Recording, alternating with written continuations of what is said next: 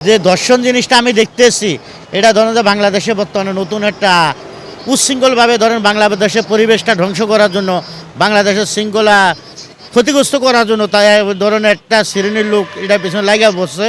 কিন্তু তাদেরকে যে কোনো মূল্যে বাংলাদেশ প্রধানমন্ত্রী জনাব তারেক রহমান সাহেবের কাছে আহ্বান জানাচ্ছি, যে যে ধরনের কাজে লিপ্ত থাকবে সে যে কোনো দলের হোক, তার কোনো দল নাই তার এই হিসাবে কিন্তু আইনগতভাবে সৌদি আরব যেরকম সবার সামনে খোলা মাঠের ভিতরে যে ধরনের পাখি দিয়ে তাদেরকে হত্যা করা হয়, আমাদের বাংলাদেশও একই ধরনের কাজ করতে হবে। আর যদি এই ধরনের কাজ করতে না পারে, তার দলের সাথে দুইটা ইট বাঁধায় কিন্তু প্রকাশ্যে কিন্তু ঘুরে দেখাইতে হবে।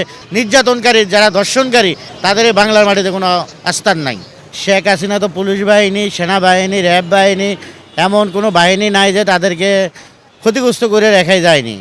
কিন্তু আজকে নাসিরউদ্দিন পাটোয়ারি, তারপর এখন বর্তমানে আমাদের বাংলাদেশে পুলিশ বাহিনী যে ধরনের ঘুরে দাঁড়াইতেছে, সেনাবাহিনী যে ধরনের ঘুরে দাঁড়াইতেছে, র্যাব বাহিনী, এখন বর্তমানে সকল বাহিনী কিন্তু এখন বর্তমানে স্বাধীন, তারা কিন্তু স্বাধীনভাবে কাজ করতেছে।